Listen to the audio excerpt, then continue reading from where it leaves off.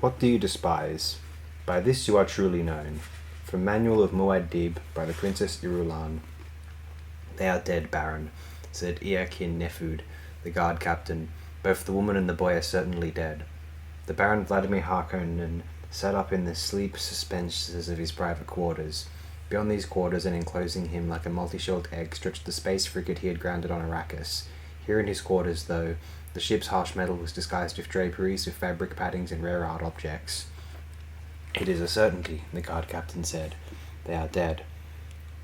The Baron shifted his gross body in the suspensors, focused his attention on an eberline statue of a leaping boy in a niche across the room.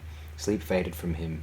He straightened the paddle suspensor beneath the fat folds of his neck, stared across the single glow globe of his bedchamber to the doorway where Captain Nefud stood blocked by the pentashield. They're certainly dead, Baron, the man repeated. The Baron noted the trace of semuta dullness in Nefud's eyes.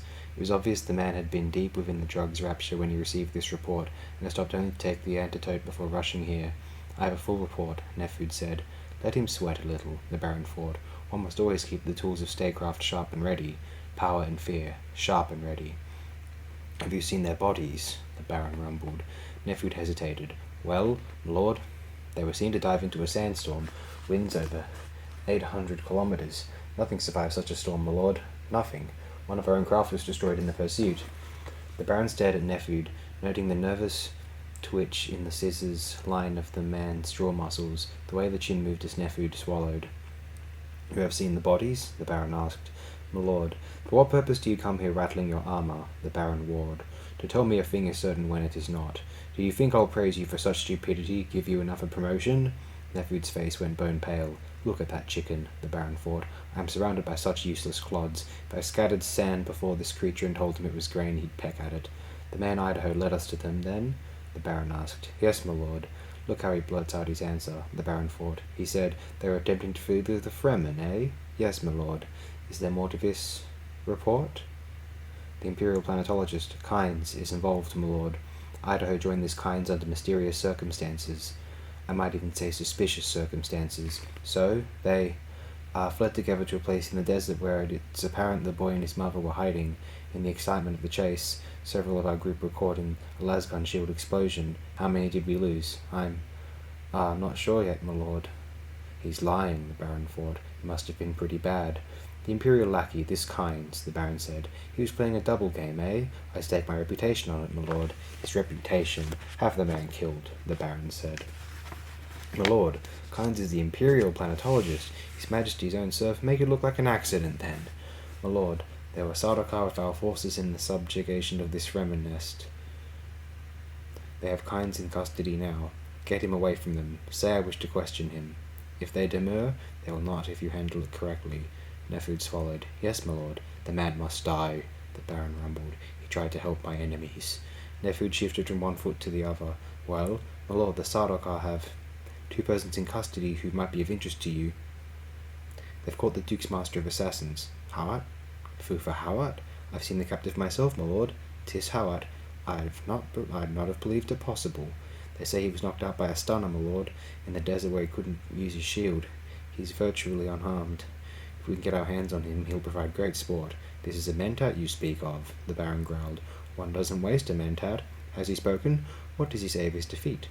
Could he know the extent of... But no, he has spoken only enough, my lord, to reveal his belief that the Lady Jessica was his betrayer. Ah. The Baron sank back, thinking then. You're sure? It's the Lady Jessica who attracts his anger? He said it in my presence, my lord. Let him think she's alive, then. But, my lord, be quiet.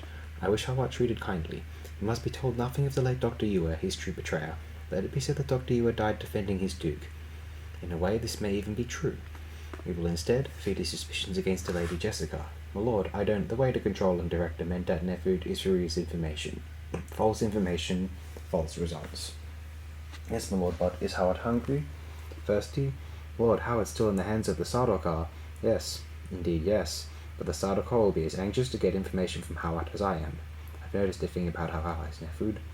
They're not very devious. Politically, I do believe this is a deliberate thing. The Emperor wants it that way. Yes, I do believe it.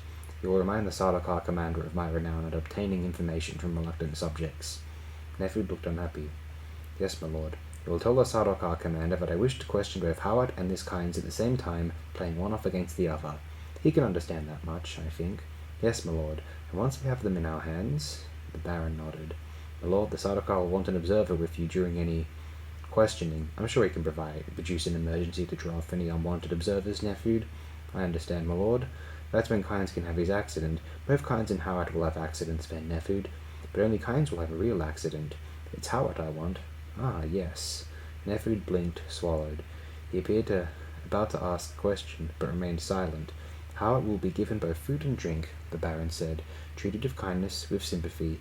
In his water you will administer the residual poison developed by the late Peter de Vries, and you will see that the antidote becomes a regular part of Howard's diet from this point on, unless I say otherwise.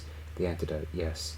Nefud shook his head. But don't be dense, Nefud. The Duke almost killed me with that poison capsule tooth.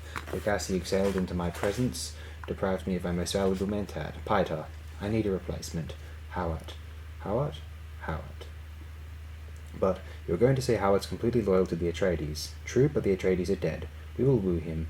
You must be convinced he's not to blame for the Duke's demise.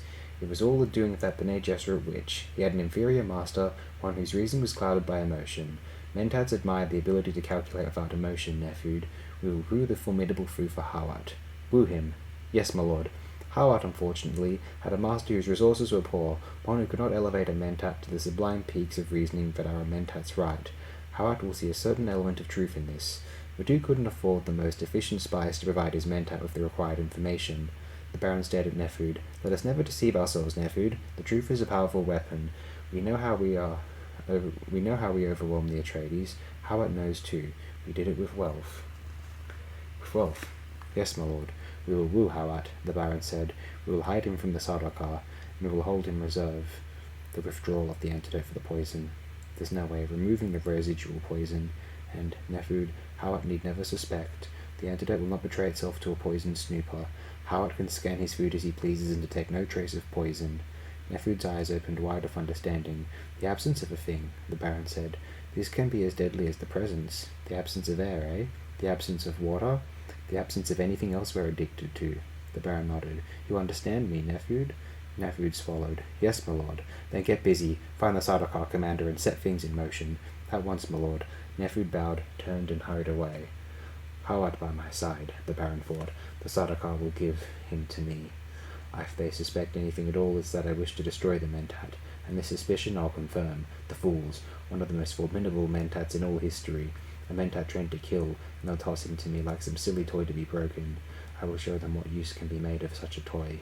The Baron reached beneath a drapery beside his dispenser bed, pressed a button to summon his older nephew, Raban. He sat back, smiling, and all the Atreides dead. The stupid guard captain had been right, of course. Certainly nothing survived in the path of a sandblast storm on Arrakis, not an ornithopter or its occupants. The woman and the boy were dead. The bribes in the right places, the unthinkable expenditure to bring overwhelming military force down onto one planet, all the sly reports tailored for the Emperor's ears alone, all the careful scheming were here at last coming to full fruition. Power and fear, fear and power. The Baron could see the path ahead of him. One day a Harkonnen would be Emperor, not himself and no spawn of his loins, but a Harkonnen, not this Raban he'd summoned, of course, but Raban's younger brother, young Fade Ralpha. There was a sharpness to the boy that the Baron enjoyed, a ferocity, a lovely boy, the Baron thought. A year or two more, say, by the time he's 17, I'll know for certain whether he's the tool that House Harkonnen requires to gain the throne. My Lord Baron. The man who stood outside the door-field of the Baron's bedchamber was low-built, gross of face and body, with the Harkonnen paternal lines, narrow-set eyes, and bulge of shoulders. He had some rigidity in his fat, but it was obvious to the eye that he'd come one day to the portable suspensors for carrying his excess weight. A muscle-minded tank brain, the Baron thought. No mentat, my nephew, not of Peter de Vries, but perhaps something more precisely devised for the task at hand. If I give him freedom to do it, he'll grind over everything in his path. Oh, how he will be hated here on Arrakis. My dear Raban, the Baron said. He released the door field, but pointedly kept his body shield at full strength, knowing that the shimmer of it would be visible above the bedside snow globe. You summoned me? Bedside glow globe. You summoned me? Raban said. He stepped into the room, flicked a glance past the air disturbance of the body shield, searched for a suspensor chair, found none. Stand closer where I can see you easily, the Baron said. Raban advanced another step, thinking that the damnable old man had deliberately removed all chairs, forcing a visitor to stand. The Atreides are dead, the Baron said, the last of them. That's why I summoned you here to Arrakis. This planet is again yours. Raban blinked, but I thought you were going to advance Piter de Vries to the Piter too is dead. Piter? Piter. The Baron reactivated the door field, blanked it against all energy penetration. You finally tired of him, eh? Raban asked. His voice felt flat and lifeless in the energy-blanketed room. I will say a thing to you just this once, the Baron rumbled. You insinuate that I obliterated Piter as one obliterates a trifle. He snapped fat fingers. Just like that, eh? I am not so stupid, nephew. I will take it unkindly if ever again you suggest by word or action that I am so stupid. Fear showed in the squinting of Raban's eyes. He knew within certain limits how far the old Baron would go against family. Seldom to the point of death unless there were outrageous profit or provocation in it, but family punishments could be painful. Forgive me, my Lord Baron, Raban said. He lowered his eyes as much to hide his own anger as to show subservience. You do not fool me, Raban, the Baron said. Raban kept his eyes lowered, swallowed. I make a point, the Baron said. Never obliterate a man unthinkingly, though an entire fief might do it through some due process of law. Always do it for an overriding purpose, and know your purpose. Anger spoke in Raban. But you obliterated the traitor, Ewe. I saw his body being carried out as I arrived last night. Raban stared at his uncle, suddenly frightened by the sound of those words, but the Baron smiled. I'm very careful about dangerous weapons, he said. Dr. Ewe was a traitor. He gave me the Duke. Strength poured into the Baron's voice. I suborned a doctor of the sock school, the inner school. You hear, boy? But that's a wild sort of weapon to have leave lying about. I didn't obliterate him casually. Does the Emperor know you suborned a souk doctor? That was a penetrating question, the Baron thought. Have I misjudged his nephew? The Emperor doesn't know it yet, the Baron said, but his Sardaukar are sure to report it to him. Before that happens, though, I'll have my own report in his hands through Shalom Company channels. I will explain that I luckily discovered a doctor who pretended to the conditioning. A false doctor, you understand. Since everyone knows he cannot counter the conditioning of a souk school, this will be accepted. Ah, I see, Raban murmured. And the Baron thought, indeed, I hope you do see. I hope you do see how vital it is that this remains secret. The Baron suddenly wondered at himself. Why did I do that? Why did I boast of this fool nephew of mine, the nephew I must use and discard? The Baron felt anger at himself. He felt betrayed. It must be kept secret, Raban said. I understand. The Baron sighed. I give you different instructions about Arrakis this time, nephew. When last you ruled this place, I held you in strong reign. This time, I have only one requirement. My lord, income. Income? Have you any idea, Raban, how much we spent to bring such military force to bear on the Atreides? Do you have even the first inkling of how much the Guild charges for military transport? Expensive, eh? Expensive! The Baron shot a fat arm toward Raban. If you squeeze Arrakis for every cent it can give us for 60 years, you'll just barely repay us. Raban opened his mouth, closed it without speaking. Expensive, the Baron sneered. The damnable Guild monopoly on space would have ruined us if I hadn't planned for this expense long ago. You should know, Raban, that we bore the entire brunt of it. We even paid for transport of the Sardaukar. And not for the first time, the Baron wondered if there ever would come a day when the Guild might be circumvented. They were insidious, bleeding off just enough to keep the host from objecting, till they had you in their fist where they could force you to pay and pay and pay. Always the exorbitant demands rode upon military ventures, hazard rates, the oily Guild agents explained. And for every agent you managed to insert as a watchdog in the Guild bank structure, they put 2 agents into your system. Insufferable.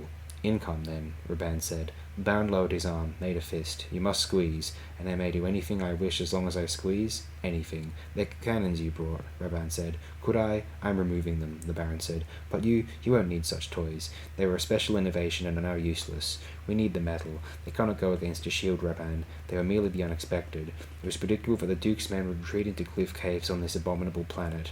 Our cannon merely sealed them in. The Fremen don't use shields. You may keep some lasguns if you wish. Yes, my lord, and I have a free hand, as long as you squeeze. Raban's smile was gloating. I understand perfectly, my lord. You understand nothing perfectly, the Baron growled. Let us have that clear at the outset. All you do understand is how to carry out my orders. Has it occurred to you, nephew, that there are at least 5 million persons on this planet? Does my lord forget that I was his regent Siradar here before? And if my lord will forgive me, his estimate may be low. It's difficult to count a population scattered among sinks and pans the way they are here. When you consider the Fremen aren't worth considering. Forgive me, my lord, but the Sardaukar believe otherwise. The Baron hesitated, staring at his nephew. You know something? My lord had retired when I arrived last night. I took the liberty of contacting some of my lieutenants from before. They've been acting as guides to the Sardaukar. They report that a Fremen band ambushed a Sardaukar force somewhere southeast of here and wiped it out. Wiped out a Sardaukar force? Yes, my lord. Impossible. Raban shrugged. Fremen defeating Sardaukar. The Baron sneered. I repeat only what was reported to me, Raban said. It is said this Fremen force already had captured the Duke's redoubtable Fufahawat. The Baron nodded, smiling. I believe there is a report, Raban said. You've no idea what a problem the Fremen were. Perhaps, but these weren't Fremen, your lieutenant saw. They must have been Atreides men, trained by Howard and disguised as Fremen. It's the only possible answer. Again, Raban shrugged. Well, the Sardaukar think they were Fremen. The Sardaukar already have launched a pogrom to wipe out all Fremen. Good, but it'll keep the Sardaukar occupied, and we'll soon have Howard. I know it. I can feel it. This has been a day. The Sardaukar are off hunting a few useless desert bands while we get the real prize. My lord, Raban hesitated, frowning. I've always felt that we underestimated the Fremen, both for numbers and in— Ignore them, boy. They're rabble. It's the populous towns, cities, and villages that concern us. A great many people there, eh? A great many, my lord. Then worry me, Raban. Worry you? Oh, 90% of them are of no concern. But there are always a few, houses minor and so on, people of ambition who might try a dangerous thing. If one of them should get off Arrakis with an unpleasant story about what happened here, I'd be most displeased. Have you any idea how displeased I'd be? Raban swallowed. You must take immediate measures to hold a hostage from each house minor, the Baron said. And as far as anyone off Arrakis must learn, this was straightforward house-to-house battle. The Sardaukar had no part in it, you understand? The Duke was offered the usual quarter in exile, but he died in an unfortunate accident before he could accept. He was about to accept, though. That is the story. And any rumour that there were Sardaukar here, it must be laughed at. As the Emperor wishes it, Raban said. As the Emperor wishes it. What about the smugglers? No one believes smugglers, Raban. They are tolerated but not believed. At any rate, you'll be spreading some bribes in that quarter, and taking other measures which I'm sure you can think of. Yes, my lord. Few things from Arrakis, then, Raban. Income and a merciless fist. You must show no mercy here. Think of those clods as what they are, slaves envious of their masters and waiting only the opportunity to rebel. Not the slightest vestige of pity or mercy must be shown them. Can one exterminate an entire planet? Raban asked. Exterminate? Surprise showed in the swift turning of the Baron's head. Who said anything about exterminating? Well, I presumed you were going to bring in new stock, and I said squeeze, nephew, not exterminate. Don't waste the population, merely drive them into utter submission. You must be the carnivore, my boy. He smiled, a baby's expression in the dimple-fat face. A carnivore never stops. Show no mercy. Never stop. Mercy is a chimera. It can be defeated by the stomach rumbling its hunger, by the throat crying its thirst. You must be always hungry and thirsty. The Baron caressed his bulges beneath the suspensors. Like me. I see, my lord. Raban swung his gaze left and right. It's all clear then, nephew? Except for one thing, uncle. The planetologist, Kynes. Ah, yes, Kynes. He's the Emperor's man, my lord. He can come and go as he pleases, and he's very close to the Fremen. Married one. Kynes will be dead by tomorrow's nightfall. First dangerous work, uncle, killing an Imperial servant. How do you think I've come this far this quickly? The Baron demanded. His voice was low, charged with unspeakable adjectives. Besides, you need never have feared Kynes would leave Arrakis. You're forgetting that he's addicted to the spice. Of course, those who know will do nothing to endanger their supply, the Baron said. Kynes certainly must know. I forgot, Raban said. They stared at each other in silence. Presently, the Baron said, incidentally, you will make my own supply one of your first concerns. I've quite a stockpile of private stuff, but that suicide raid by the Duke's men got most of what we'd stored for sale. Raban nodded. Yes, my lord. The Baron brightened. Now, tomorrow morning, you will assemble what remains of organization here, and you'll say to them, our sublime Padishah Emperor has charged me to take possession of this planet and end all dispute. I understand, my lord. This time, I'm sure you do. We will discuss it in more detail tomorrow. Now leave me to finish my sleep. The Baron deactivated his door field, watched his nephew out of sight. A tank brain, the Baron thought. Muscle-minded tank brain. There will be bloody pulp here when he's through with them. Then, when I send in Fade Ralpha to take the load off them, they'll cheer their rescuer. Beloved Fade Ralpha, benign Fade Ralpha, the compassionate one who saves him from a beast. Fade Ralpha, a man to follow and die for. The boy will know by that time how to oppress with impunity. I'm sure he's the one we need. He'll learn, and such a lovely body. Really a lovely boy. At the age of 15, he had already learned silence. From a child's history of Muad'Dib by the Princess Irulan. As Paul fought the Thopter's controls, he grew aware that he was sorting out the interwoven storm forces. His more than Mentad awareness computing on the basis of fractional minutiae. He felt dust fronts, billowings, mixings of turbulence, and occasional vortex. The cabin interior was an angry box lighted by the green radiance of instrument dials. The tan flow of dust outside appeared featureless, but his inner sense began to see through the curtain. I must find the right vortex, he thought. For a long time now he had sensed the storm's power diminishing, but still it shook them. He waited out another turbulence. The vortex began as an abrupt billowing that rattled the entire ship. Paul defied all fear to bank the Thopter left. Jessica saw the maneuver on the altitude globe. "Paul!" she screamed. The vortex turned them. Twisting, tipping, it lifted the Thopter like a chip on a geyser, spewed them up and out, a winged speck within a core of winding dust lighted by the second moon. Paul looked down, saw the dust-defined pillar of hot wind that had disgorged them, saw the dying storm trailing away like a dry river into the desert, moon-grey motion growing smaller and smaller below as they rode the updraft. "We're out of it," Jessica whispered. Paul turned their craft away from the dust in swooping rhythm while he scanned the night sky. "We've given them the slip," he said. Jessica felt her heart pounding. She forced herself to calmness, looked at the diminishing storm. Her time sense said they had ridden within that compounding of elemental forces almost 4 hours, but part of her mind computed the passage as a lifetime. She felt reborn. It was like the litany, she thought. We faced it and did not resist. The storm passed through us and around us. It's gone, but we remain. "I don't like the sound of our wing motion," Paul said. "We suffered some damage in there." He felt the grating, injured flight through his hands on the controls. They were out of the storm, but still not out into the full view of his prescient vision. Yet they had escaped, and Paul sensed himself trembling on the verge of a revelation. He shivered. The sensation was magnetic and terrifying, and he found himself caught on the question of what caused this trembling awareness. Part of it, he thought, was the spice-saturated diet of Arrakis, but he thought part of it could be the litany, as though the words had a power of their own. "I shall not fear." Cause and effect. He was alive despite malignant forces, and he felt himself poised on the brink of self-awareness that could not have been without the litany's magic. Words from the Orange Catholic Bible rang through his memory. What senses do we lack that we cannot see or hear another world around us? "There's rock all around," Jessica said. Paul focused on the Thopter's launching, shook his head to clear it. He looked where his mother pointed, saw uplifting rock shapes black on the sand ahead and to the right. He felt wind around his ankles, a stirring of dust in the cabin. There was a hole somewhere, well if the storm's doing. "Better set us down on sand," Jessica said. "The wings might not take full break." He nodded toward a place ahead where sand-blasted ridges lifted into moonlight above the dunes. I'll set us down near those rocks. Check your safety harness." She obeyed, thinking, "With water and still suits, if we can find food, we can survive a long time on this desert. Fremen live here. What they can do, we can do." "Run for those rocks the instant we're stopped," Paul said. "I'll take the pack." "Run for—" She fell silent, nodded. "Worms. Our friends, the worms," he corrected her. "They'll get this Thopter. There'll be no evidence of where we landed." How direct his thinking, she thought. They glided lower, lower. There came a rushing sense of motion to their passage. Blurred shadows of dunes, rocks lifting like islands. The Thopter touched a dune top with a soft lurch, skipped a sand valley, touched another dune. "He's killing our speed against the sand," Jessica thought, and permitted himself to admire his competence. "Brace yourself," Paul warned.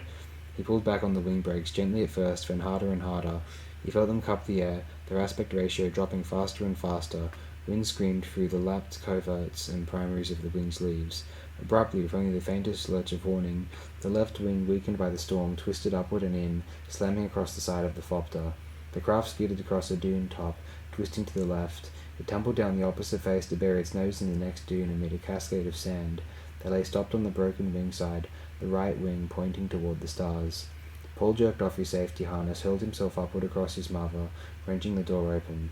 Sand poured around them into the cabin, bringing a dry smell of burned flint. He grabbed the pack from the rear, saw that his mother was free of her harness. She stepped up onto the side of the right-hand seat and out onto the Thopter's metal skin. Paul followed, dragging the pack by its straps. "Run," he ordered.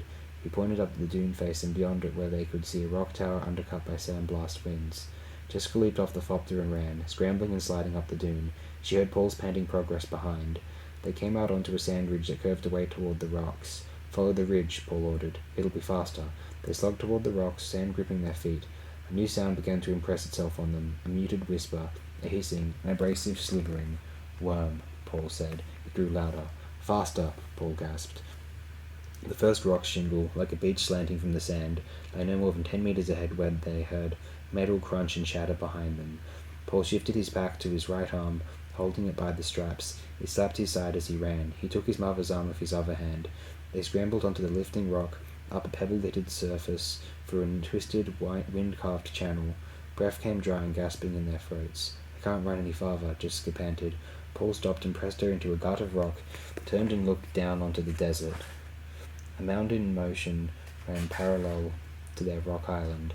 Moonlit ripples, sand waves, a cresting burrow almost level with Paul's eyes at a distance of about a kilometre. The flattened dunes of its track curved once, a short loop crossing the patch of desert where they had abandoned their wrecked ornithopter. Where the worm had been, there was no sign of the aircraft. The burrow mound moved outward into the desert, coursed back across its own path, questing. "It's bigger than a guild spaceship," Paul whispered. "I was told worms grew large in the deep desert, but I didn't realize how big." "Nor I," Jessica breathed. Again the thing turned out away from the rocks, sped now with a curving track toward the horizon. They listened until the sound of its passage was lost in gentle sand stirrings around them. Paul took a deep breath, looked up at the moon-frosted escarpment, and quoted from the Kitab al-Ibar. "Travel by night and rest in black shade through the day." He looked at his mother. "We still have a few hours of night. Can you go on?" "In a moment." Paul stepped out onto the rock shingles, shouldered the pack, and adjusted its straps. He stood a moment with a paracompass in his hands. "Whenever you're ready," he said. She pushed herself away from the rock, feeling her strength return. "Which direction?" "Where this ridge leads," he pointed. "Deep into the desert," she said. "The Fremen Desert," Paul whispered, and he paused, shaken by the remembered high-relief imagery of a prescient vision he had experienced on Caladan. He had seen this desert, but the set of the vision had been subtly different, like an optical image that had disappeared into his consciousness, been absorbed by memory, and now failed of perfect registry when projected onto the real scene. The vision appeared to have shifted and approached him from a different angle while he remained motionless. "Idaho was with us in the vision," he remembered, "but now Idaho is dead." "Do you see a way to go?" Jessica asked, mistaking his hesitation. "No," he said, "but we'll go anyway." He settled his shoulders more firmly in the pack, struck out up a sand-carved channel in the rock. The channel opened onto a moonlit floor of rock with benched ledges climbing away to the south. Paul headed for the first ledge, clambered onto it. Jessica followed. She noted presently how their passage became a matter of the immediate and particular, the sand pockets between rocks where their steps were slowed, the wind-carved ridge that cut their hands, the obstruction that forced a choice, go over or go around. The terrain enforced its own rhythms. They spoke only when necessary and then with the hoarse voices of their exertion. "Careful here. This ledge is slippery with sand. Watch you don't hit your head against this overhang. Stay below this ridge. The moon's at our backs and it'd show our movement to anyone out there." Paul stopped in a brighter bite of rock, leaned the pack against a narrow ledge. Jessica leaned beside him, thankful for the moment of rest. She heard Paul pulling at his stillsuit tube, sipped her own reclaimed water. It tasted brackish, and she remembered the waters of Caladan, a tall fountain enclosing a curve of sky, such a richness of moisture that it hadn't been noticed for itself, only for its shape or its reflection or its sound as she stopped beside it. To stop, she thought, to rest, truly rest. It occurred to her that mercy was the ability to stop, if only for a moment. There was no mercy where there could be no stopping. Paul pushed away from the rock ledge, turned and climbed over a sloping surface. Jessica followed with a sigh. They slid down onto a wide shelf that led around a sheer rock face. Again they fell into the disjointed rhythm of movement across this broken land. Jessica felt that the night was dominated by degrees of smallness and substances beneath their feet and hands, boulders or pea gravel, or flaked rock or pea sand or sand itself or grit or dust or gossamer powder. The powder-clogged nose filters had to be blown out. Pea sand and pea gravel rolled on a hard surface and could spill the unwary. Rock flakes cut, and the omnipresent sand patches dragged against their feet. Paul stopped abruptly on a rock shelf, stared at his mother as she stumbled into him. He was pointing left, and he was pointing left, and she looked along his arm to see that they stood atop a cliff. The desert stretched out like a static ocean some 200 meters below. It lay there full of moon-silvered waves, shadows of angles that lapsed into curves and, in the distance, lifted to the misted grey blue of another escarpment. Open desert, she said. A wide place to cross, Paul said, and his voice was muffled by the filter trap across his face. Jessica glanced left and right, nothing but sand below. Paul stared straight ahead across the open dunes, watching the movement of shadows in the moon's passage. About 3 or 4 kilometers across, he said. Worms, she said. Sure to be. She focused on her wariness, the muscle ache that dulled her senses. Shall we rest and eat? Paul slipped out of the pack, sat down, and leaned against it. Jessica supported herself by a hand on his shoulder as she sank to the rock beside him. She felt Paul turn as she settled herself, heard him scrabbling in the pack. Here, he said. His hand felt dry against hers as he pressed 2 energy capsules into her palm. She swallowed them with a grudging spit of water from her stillsuit tube. Drink all your water, Paul said. Axiom, the best place to conserve your water is in your body. Keeps your energy up. You're stronger. Trust your stillsuit. She obeyed, drained her catch pockets, feeling energy return.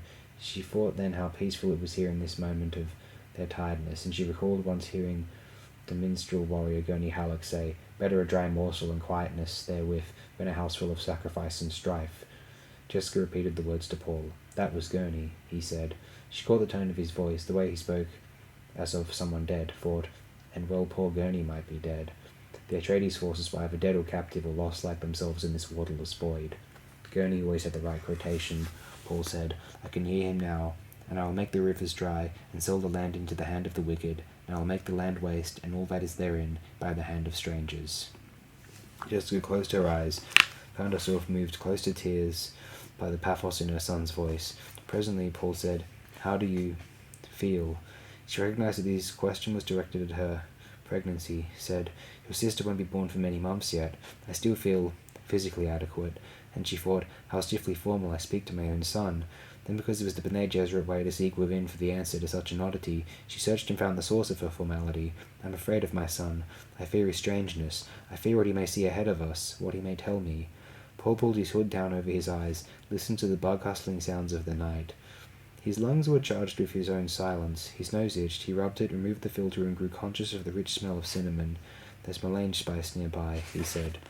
An idle wind feathered Paul's cheeks, ruffled the folds of his burnous, but this wind carried no threat of storm. Already he could sense the difference. Dawn soon, he said. Jessica nodded. There's a way to get safely across the open sand, Paul said. The Fremen do it. The worms? If we were to plant a thumper from our Frem kit back in the rocks here, Paul said, it'd keep a worm occupied for a time. She glanced at the stretch of moonlighted desert between them and the other escarpment. 4 kilometers worth of time? Perhaps. And if we crossed there, making only natural sounds, the kind that don't attract the worms. Paul studied the open desert, questing in his prescient memory, probing the mysterious allusions to thumpers and maker hooks in the Fremkit manual that had come with their escape pack. He found it odd that all he sensed was pervasive terror at the thought of the worms. He knew as though it lay just at the edge of his awareness that the worms were to be respected and not feared. If, he shook his head. It'd have to be sounds without rhythm, Jessica said. What? Oh, yes. If we broke our steps, the sand itself must shift down at times. Worms can't investigate every little sound. We should be fully rested before we try it, though.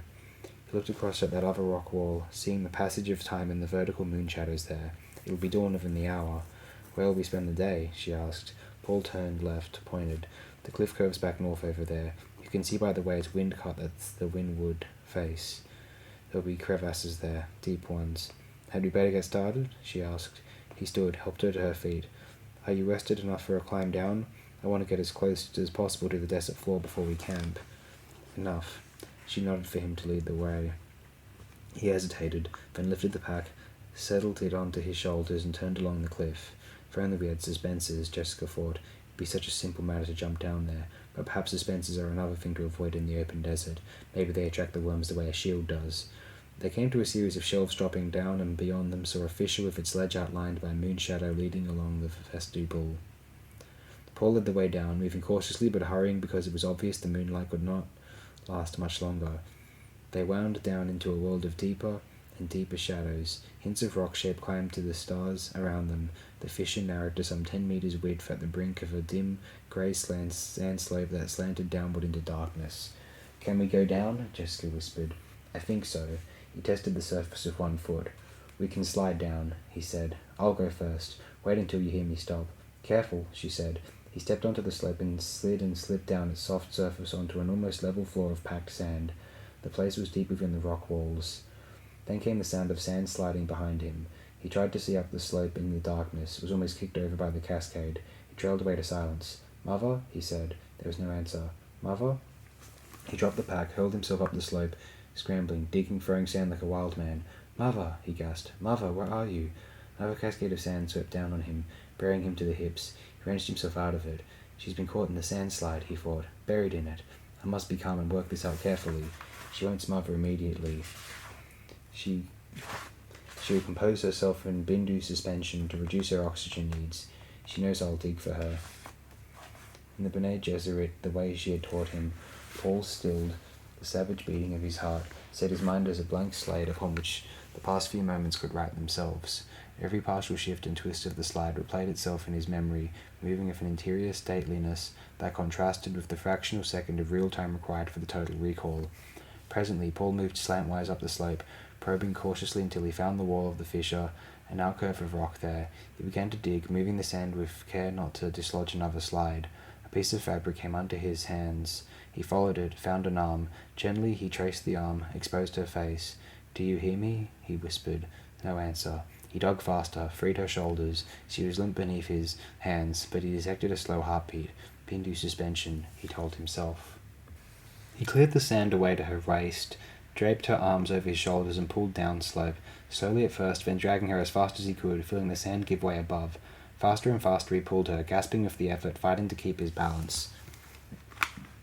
He was out on the hard-packed floor of the fissure then, swinging her to his shoulder and breaking into a staggering run as the entire sand slope came down with a loud hiss that echoed and magnified within the rock walls. He stopped at the end of the fissure where it looked out on the desert's marching dunes some 30 meters below. Gently he lowered her to the sand, uttered the word to bring her out of the catalepsis. She awakened slowly, taking deeper and deeper breaths. "I knew you'd find me," she whispered.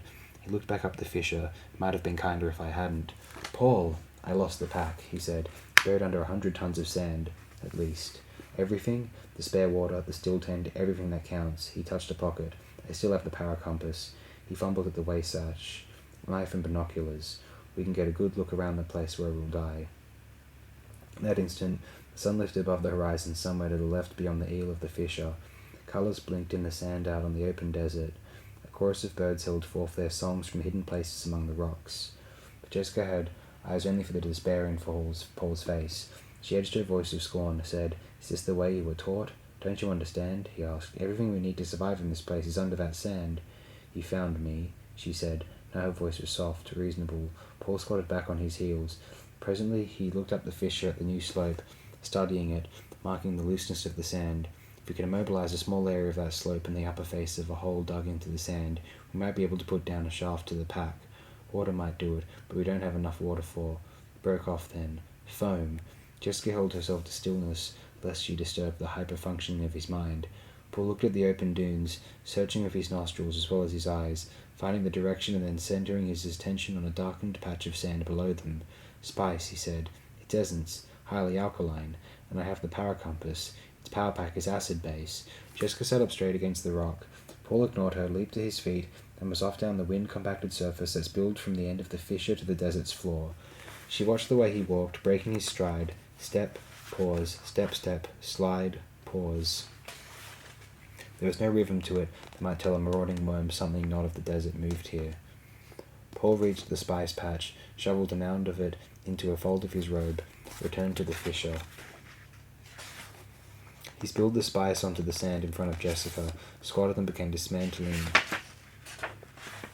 the power compass using the point of his knife. The compass face came off. He removed his sash, spread the compass parts on it, lifted out the power pack. The dial mechanism came out next, leaving an empty dished compartment in the instrument. "You'll need water," Jessica said. Paul took the catch tube from his neck, sucked up a mouthful, expelled it into a dished compartment. "If this fails, that water's wasted," Jessica thought, "but it won't matter then anyway." With his knife, Paul cut open the power pack, spilled its crystals into the water. They foamed slightly, subsided. Jessica's eyes caught motion above them. She looked up to see a line of hawks along the rim of the fissure. They perched there, staring down at the open water. "Great mother," she thought, "they can sense water even at that distance." Paul had the cover back on the power compass, leaving off the reset button which gave a small hole into the liquid. Taking the reworked instrument in one hand, a handful of spice in the other, Paul went back up the fissure, studying the layer of the slope. His robe billowed gently without the sash to hold it. He waded part way up the slope, kicking off sand rivulets, spurts of dust. Presently he stopped, pressed a pinch of the spice into the power compass, shook the instrument case. Green foam boiled out of the hole where the reset button had been. Paul aimed it at the slope, spread a low dike there, began kicking away the sand beneath it, immobilizing the open face with more foam. Jessica moved to a position below him, called out, "May I help?" "Come up and dig," he said. "We have about 3 meters to go. It's going to be a near thing." As he spoke, the foam stopped, billowing from the instrument. "Quickly," Paul said. "No telling how long this foam will hold the sand." Jessica scrambled up beside Paul as he sifted another pinch of spice into the hole, shook the power compass case. Again, foam boiled from it. As Paul directed the foam barrier, Jessica dug with her hands, hurling the sand down the slope. "How deep?" she panted. "About 3 meters," he said. "I can only approximate the position. We may have to widen this hole." He moved a step aside, slipping in loose sand. "Say you're digging backward. Don't go straight down." Jessica obeyed. Slowly the hole went down, reaching level even within the floor of the basin, and still no sign of the pack. Could I have miscalculated? Paul asked himself. I'm the one that panicked originally and caused this mistake. Has that warped my ability? He looked at the power compass. Less than 2 ounces of the acid infusion remained.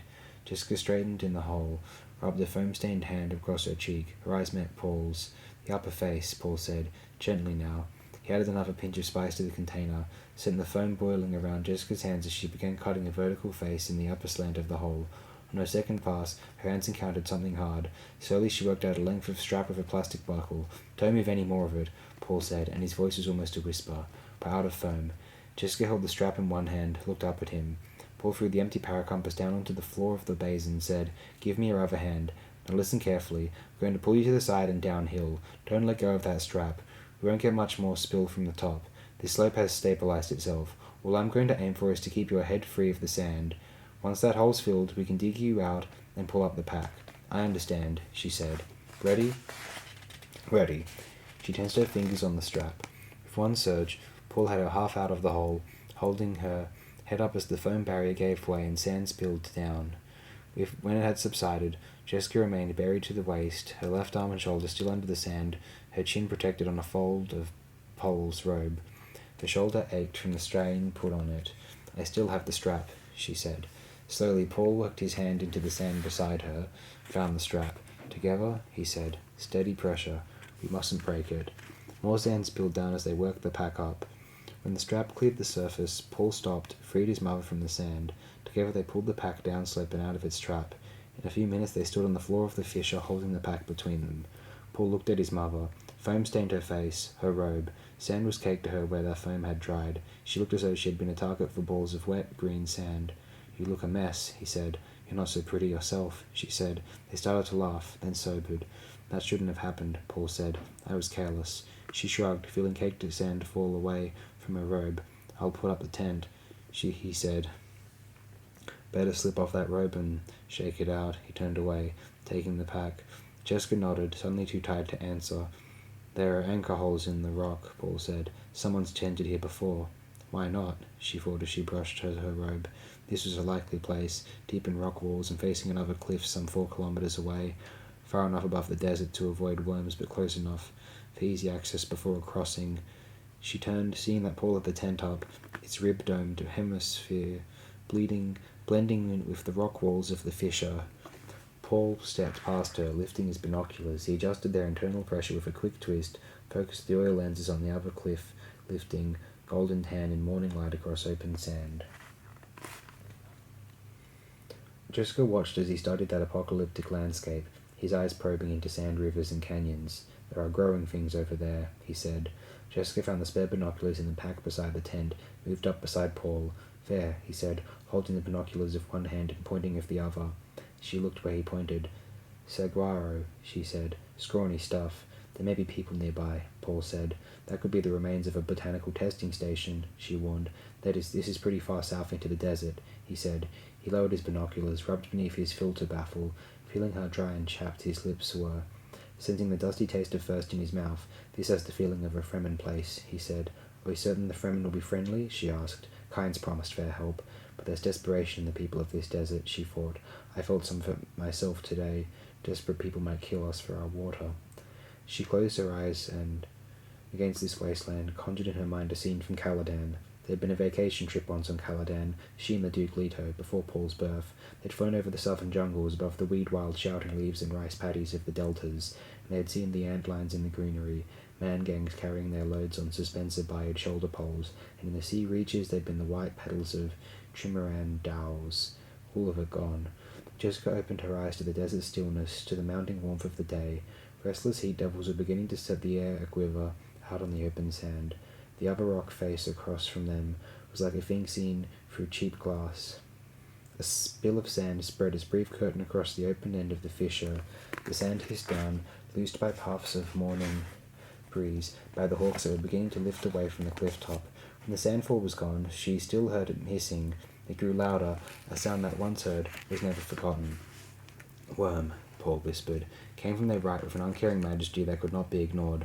A twisting burrow mound of sand cut through the dunes within their field of vision. The mound lifted in front, dusting away like a bow wave in water. Then it was gone, coursing off to the left. The sound diminished, died. I've seen space frigates that were smaller, Paul whispered. She nodded, continuing to stare across the desert. Where the worm had passed, there remained a tantalizing gap. It flowed bitterly endless before them, beckoning beneath its horizontal collapse of skyline.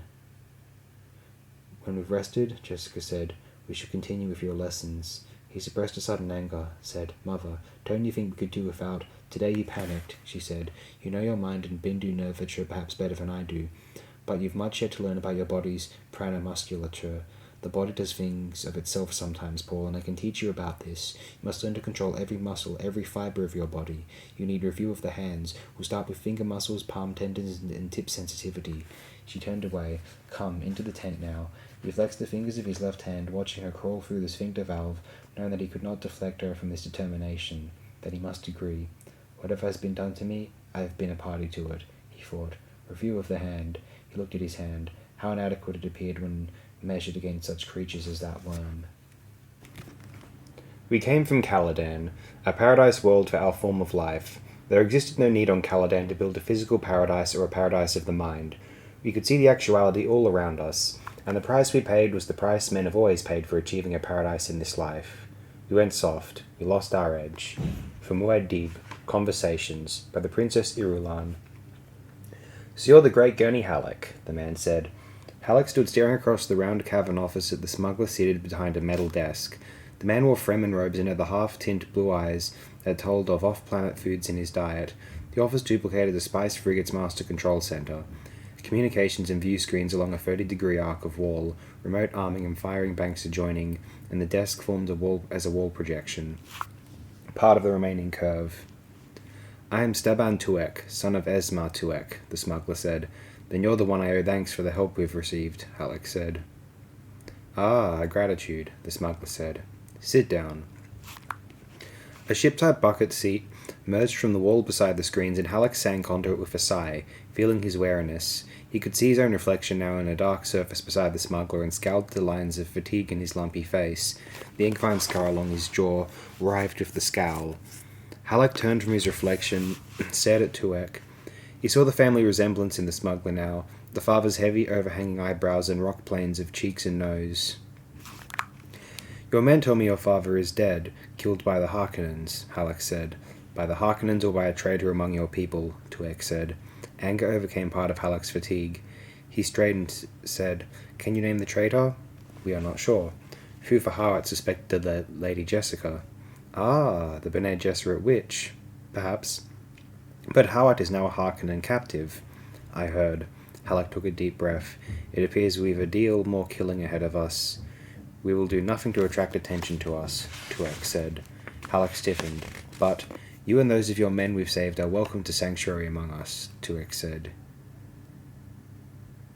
You speak of gratitude. Very well. Work off your debt to us. We can always use good men. We will destroy you out of hand, though, if you make the slightest open move against the Harkonnens. But they killed your father, man. Perhaps. And if so, I'll give you my father's answer to those who act without thinking. A stone is heavy and the sand is weighty, but a fool's wrath is heavier than them both. You mean to do nothing about it, then? Halleck sneered. You did not hear me say that. I merely say I will protect our contract with the Guild. The Guild requires that we play a circumspect game. There are other ways of destroying a foe. Ah, indeed. If you've a mind to seek out the witch, have at it, but I warn you that you're probably too late, and we doubt she's the one you want anyway. Howard made few mistakes. He allowed himself to fall into Harkonnen hands. You think he's the traitor? Tuek shrugged. This is academic. We think the witch is dead. At least the Harkonnens believe it. They seem to know a great deal about the Harkonnens. Hints and suggestions? Rumours and hunches. We are 74 men, Halleck said. If you seriously wish us to enlist with you, you must believe our Duke is dead. His body has been seen. And the boy too, young Master Paul? Halleck tried to swallow, found a lump in his throat. According to the last word we had, he was lost to his mother in a desert storm. Likely not even their bones will ever be found. So the witch is dead then. All dead. Tuek nodded. And Beast Raban, so they say, will sit once more in the seat of power here on Dune. The Count Raban of Lanky Vale? Yes. It took Halleck a moment to put down the upsurge of rage that threatened to overcome him. He spoke with panting breath. I have a score of my own against Raban. I owe him for the lives of my family. He rubbed at the scar along his jaw. And for this. One does not risk everything to settle a score prematurely, Tuek said. He frowned, watching the play of muscles along Halleck's jaw, the sudden withdrawal in the man's shed-lidded eyes. I know. Halleck took a deep breath. You and your men can work out your passage off Arrakis by serving with us. There are many places to... I release my men from any bond to me. They can choose for themselves. With Raban here, I stay. In your mood, I'm not sure we want you to stay. Halleck stared at the smuggler. You doubt my word? No. You've saved me from the Harkonnens. I gave loyalty to the Duke Leto for no greater reason. I'll stay on Arrakis. With you, or with the Fremen. Whether a fort is spoken or not, it is a real thing and it has power, Tuek said. You might find the line between life and death among the Fremen to be too sharp and quick. Halleck closed his eyes briefly, feeling the wariness surge up in him. Where is the Lord who led us through the land of deserts and of pits? He murmured.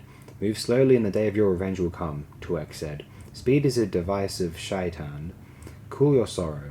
We have the diversions for it. 3 things there are that ease the heart. Water, green grass, and the beauty of women. Halleck opened his eyes. I would prefer the blood of Raban Harkonnen flowing about my feet. He stared at Tuek. You think that day will come? I have little to do with how you'll meet tomorrow, Gurney, Halleck. I can only help you meet today. Then I'll accept that help and stay until the day you told me to revenge your father and all the others who... Listen to me, fighting man, Tuek said. He leaned forward over his desk, his shoulders level with his ears, eyes intent. The smuggler's face was suddenly like weathered stone. My father's water. I'll buy that back myself, with my own blade.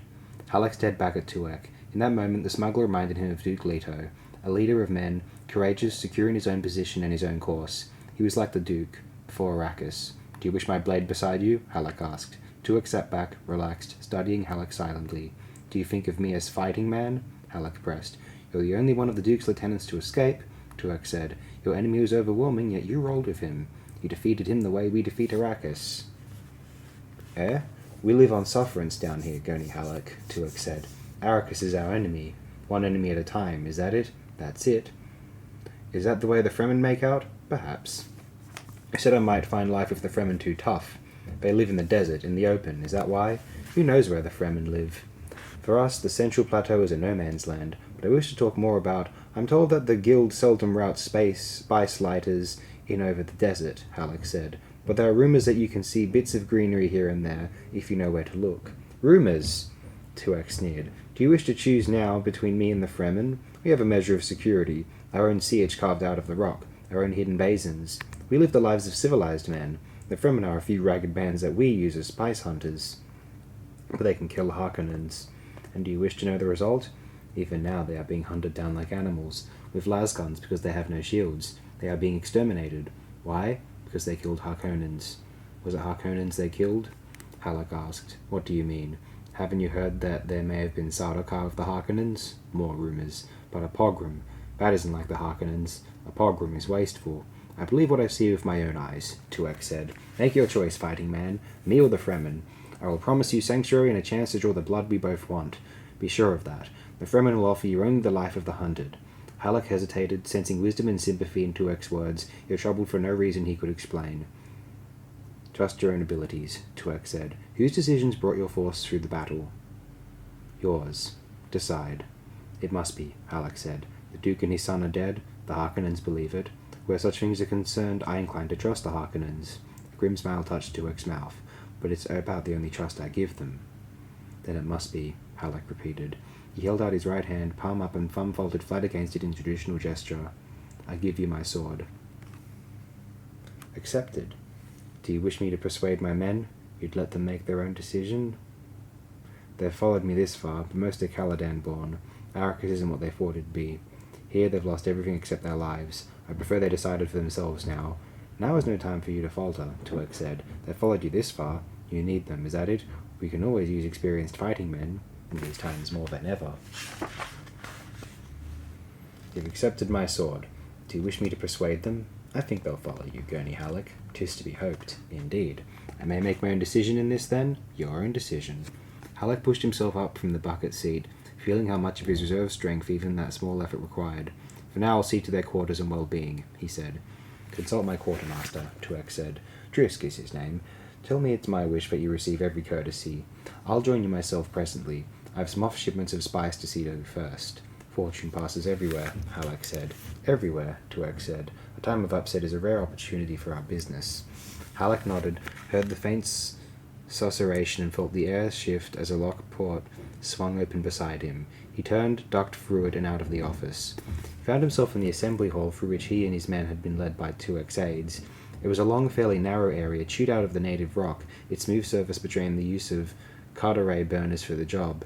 The ceiling stretched away high enough to continue the natural supporting curve of the rock, and to permit internal air convection currents. Weapons racks and lockers lined the walls. Halleck noted with a touch of pride that those of his men still able to stand were standing, no relaxation and weariness in defeat for them. Smuggler medics were moving among them, tending the wounded.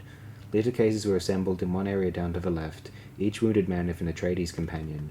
The Atreides training. We care for our own. It held like a core of native rock in them, Halleck noted. One of his lieutenants stepped forward carrying Halleck's 9-string balisette out of its case. The man snapped a salute. I said, Sir, the medics here say there's no hope for Matai. They have no bone and organ banks here, only outpost medicine. Matai can't last, they say, and he has a request of you. What is it? The lieutenant thrust the balisette forward. Matai wants a song to ease his going, sir. He says you'll know the one. He's asked it of you often enough. The lieutenant swallowed. It's the one called My Woman, sir. If you... I know. Halleck took the balisette, flicked the multi-pick out of its catch on the fingerboard. He drew a soft chord from the instrument, found that someone had already tuned it. There was a burning in his eyes, but he drove that out of his thoughts as he strolled forward, strumming the tune, forcing himself to smile casually. Several of his men and the smuggler medic were bent over one of the litters. One of the men began singing softly as Halleck approached, catching the counterbeat with the ease of long familiarity. My woman stands at her window, curved lines against square glass, upraised arms bent down folded against sunset red and golded. Come to me, warm arms of my lass, for me, the warm arms of my lass. The singer stopped, reached out a bandaged arm and closed the eyelids of the man on the litter. Halleck drew a final soft chord from the balisette, thinking, now we are 73. Family life of the royal crèche is different for many people to understand, but I shall try to give you a capsule view of it. My father had only one real friend, I think. That was Count Hazimir Fenring, the galactic eunuch and one of the deadliest fighters in the Imperium. The Count, a dapper and ugly little man, brought a new slave concubine to my father one day, and I was dispatched by my mother to spy on the proceedings. All of us spied on my father as a matter of self-protection. One of the slave concubines, who permitted my father under the Bene Gesserit Guild agreement, could not, of course, bear a royal successor. But the intrigues were constant and oppressive in their similarity. We became adepts, my mother and sisters and I, at avoiding subtle instruments of death. It may seem a dreadful thing to say, but I'm not at all sure my father was innocent in all these attempts. A royal family is not like other families. Here was a new slave concubine then, the red-haired like my father, willowy and graceful. She had a dancer's muscles, and her training obviously had included neuro enticement. My father looked at her for a long time as she postured unclothed before him. Finally he said, "She is too beautiful. We will save her as a gift." You have no idea how much consternation this restraint created in the royal crèche. Subtlety and self-control were, after all, the most deadly threats to us all. In My Father's House by the Princess Irulan. Paul stood outside the still tent in the late afternoon. The crevasse where he had pitched their camp lay in deep shadow. He stared out across the open sand at the distant cliff, wondering if he should waken his mother, who lay asleep in the tent. Folds upon folds of dunes spread beyond their shelter. Away from the setting sun, the dunes exposed greased shadows so black they were like bits of night. And the flatness. His mind searched for something tall in that landscape, but there was no persuading tallness out of heat-addled air and that horizon. No bloom or gently shaken thing to mark the passage of a breeze, only dunes and that distant cliff beneath a sky of burnished silver blue. What if there isn't one of the abandoned testing stations across there? He wondered. What if there are no Fremen, either, and the plants we see are only an accident? Within the tent, Jessica awakened, turned onto her back, and peered sidelong out of the transparent end at Paul. He stood with his back to her, and something about his stance reminded her of his father. She sensed the well of grief rising within her and turned away. Presently she adjusted her still suit, refreshed herself with water from the tent's catch pocket, and slipped up to stand and stretch the sleep from her muscles. Paul spoke without turning. I find myself enjoying the quiet here. How the mind gears itself for its environment, she thought, and she recalled the Bene Gesserit axiom. The mind can go either direction under stress, toward positive or toward negative, on or off. Think of it as a spectrum whose extremes are unconscious at the negative end and hyperconsciousness at the positive end. The way the mind will lean under stress is strongly influenced by training. It could be a good life here, Paul said. She tried to see the desert through his eyes, seeking to encompass all the rigours this planet accepted as commonplace, wondering at the possible futures Paul had glimpsed. One could be alone out here, she thought, without fear of someone behind you, without fear of the hunter. She stepped past Paul, lifted her binoculars, adjusted the oil lenses, and studied the escarpment across from them. Yes, saguaro in the arroyos and other spiny growth, and a matting of low grasses, yellow-green in the shadows. I'll strike camp, Paul said. Jessica nodded, walked to the fish's mouth, where she could get a sweep of the desert, and swung her binoculars to the left. A salt pan glared white there with a blending of dirty tan at its edges, a field of white out here, where white was death. But the pan said another thing. Water. At some time water had flowed across that glaring right. She lowered her binoculars, adjusted her burnous, listened for a moment to the sound of Paul's movements. The sun dipped lower. Shadows stretched across the salt pan. Lines of wild colour spread over the sunset horizon. Colour streamed into a toe of darkness, testing the sand. Coal-coloured shadows spread, and the thick collapse of night blotted the desert. Stars. She stared up at them, sensing Paul's movements as he came up beside her. The desert night focused upward with a feeling of lift toward the stars. The weight of the day receded. There came a brief flurry of breeze across her face. The first moon will be up soon, Paul said. The pack's ready. I've planted the thumper. We could be lost forever in this hell place, she thought, and no one to know. The night wind spread sand runnels that grated across her face, bringing the smell of cinnamon, a shower of odours in the dark. Smell that, Paul said. I can smell it even through the filter, she said. Riches. But will it buy water? She pointed across the basin. There are no artificial lights across there. Fremen would be hidden in a siege behind those rocks, he said. A sill of silver pushed above the horizon to their right, the first moon. It lifted into view, the hand pattern plain on its face. Jessica studied the white silver of sand exposed in the light.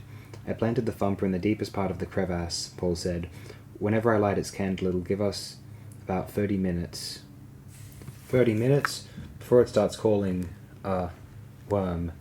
Oh, I'm ready to go. He slipped away from her side, and she heard his progress back up their fissure. The night is a tunnel, she thought, a hole into tomorrow, if we're to have a tomorrow. She shook her head. Why must I be so morbid? I was trained better than that. Paul returned, took up the pack, led the way down to the first spreading dune where he stopped and listened as his mother came up behind him. He heard her soft progress and the cold single-grain dribbles of sand, the desert's own code spelling out its measure of safety. We must walk without rhythm, Paul said, and he called up memory of men walking the sand, both prescient memory and real memory. Watch how I do it, he said. This is how Fremen walk the sand. He stepped out onto the windward face of the dune, following the curve of it, moved with a dragging pace. Jessica studied his progress for 10 steps, followed, imitating him. She saw the sense of it. They must sound like the natural shifting of sand, like the wind, but muscles protested this unnatural, broken pattern. Step, drag, drag, step, step, wait, drag, step. Time stretched out around them. The rock face ahead seemed to grow no nearer. The one behind still towered high. Lump, lump, lump, lump. It was a drumming from the cliff behind. The thumper, Paul hissed. Its pounding continued, and they found difficulty avoiding the rhythm of it in their stride. Lump, lump, lump, lump. They moved in a moonlit bowl punctured by that hollow thumping, down and up through spilling dunes. Step, drag, wait, step. Across pea sand that rolled under their feet. Drag, wait, step. And all the while their ears searched for a special hissing. The sound, when it came, started so low that their own dragging passage masked it. But it grew, louder and louder, out of the west. Lump, lump, lump, lump, drummed the thumper. The hissing approach spread across the night behind them. They turned their heads as they walked, saw the mound of the coursing worm. Keep moving, Paul whispered. Don't look back. A grating sound of fury exploded from the rock shadows they had left. It was a flailing avalanche of noise. Keep moving, Paul repeated. He saw that they had reached an unmarked point where the two rock faces, the one ahead and the one behind, appeared equally remote. And still behind them, that whipping, frenzied tearing of rocks dominated the night. They moved on and on and on. Muscles reached a stage of mechanical aching that seemed to stretch out indefinitely, but Paul saw that the beckoning escarpment ahead of them had climbed higher. Jessica moved in a void of concentration, aware that the pressure of her will alone kept her walking. Dryness ached in her mouth, but the sounds behind drove away all hope of stopping for a sip from her stillsuit's catch pockets. Lump, lump. Renewed frenzy erupted from the distant cliff, drowning out the thumper. Silence. Faster, Paul whispered. She nodded, knowing he did not see the gesture, but needing the action to tell herself that it was necessary to demand even more from muscles that already were being taxed to their limits. The unnatural movement. The rock face of safety ahead of them climbed into the stars, and Paul saw a plain of flat sand stretching out at the base. He stepped onto it, stumbled in his fatigue, righted himself with an involuntary out-thrusting of a foot. Resonant booming shook the sand around them. Paul lurched sideways 2 steps. Boom, boom. Drum sand, Jessica hissed. Paul recovered his balance. A sweeping glance took in the sand around them. The rock escarpment perhaps 200 meters away. Behind them he heard a hissing, like the wind, like a riptide where there was no water. Run, Jessica screamed. Paul, run. They ran. Drum sound boomed beneath their feet. Then they were out of it and into pea gravel. For a time the running was a relief to muscles that ached from unfamiliar, rhythmless use. Here was action that could be understood. Here was rhythm. But sand and gravel dragged at their feet, and the hissing approach of the worm was storm sound that grew around them. Jessica stumbled to her knees. All she could think of was the fatigue and the sound and the terror. Paul dragged her up. They ran on, hand in hand. A thin pole jutted from the sand ahead of them. They passed it, saw another. Jessica's mind failed to register on the poles until they were past. There was another, wind-etched surface thrust up from a crack in rock. Another. Rock. She faltered through her feet. The shock of unresisting surface gained new strength from the firmer footing. A deep crack stretched its vertical shadow upward into the cliff ahead of them. They sprinted for it, crowded into the narrow hole. Behind them, the sound of the worm's passage stopped. Jessica and Paul turned, peered out onto the desert. Where the dunes began, perhaps 50 meters away at the foot of a rock beach, a silver-grey curve broached from the desert, sending rivers of sand and dust cascading all around. It lifted higher, resolved into a giant questing mouth. It was a round black hole with edges glistening in the moonlight. The mouth snaked toward the narrow crack where Paul and Jessica huddled. Cinnamon yelled in their nostrils. Moonlight flashed from crystal teeth. Back and forth the giant mouth wove. Paul stilled his breathing. Jessica crouched, staring. It took intense concentration of her Bene Gesserit training to put down the primal terrors, subduing a race memory fear that threatened to fill her mind. Paul felt a kind of elation. In some recent instant, he had crossed a time barrier into more unknown territory. He could sense the darkness ahead. Nothing revealed to his inner eye. It was as though some step he had taken had plunged him into a well, or into the trough of a wave, where the future was invisible. The landscape had undergone a profound shifting. Instead of frightening him, the sensation of time darkness forced a hyper-acceleration of his other senses. He found himself registering every available aspect of the thing that lifted from the sand there seeking him. Its mouth was some 80 meters in diameter, crystal teeth with the curved shape of cry's knives glinting around the rim. the bellows breath of cinnamon, subtle aldehydes, acids. The worm blotted out the moonlight as it brushed the rocks above them. A shower of small stones and sand cascaded into their narrow hiding place. Paul crowded his mother farther back. Cinnamon. The smell of it flooded across him. What has the worm to do with the spice, melange? He asked himself. And he remembered Leokine's betraying a veiled reference to some association between worm and spice.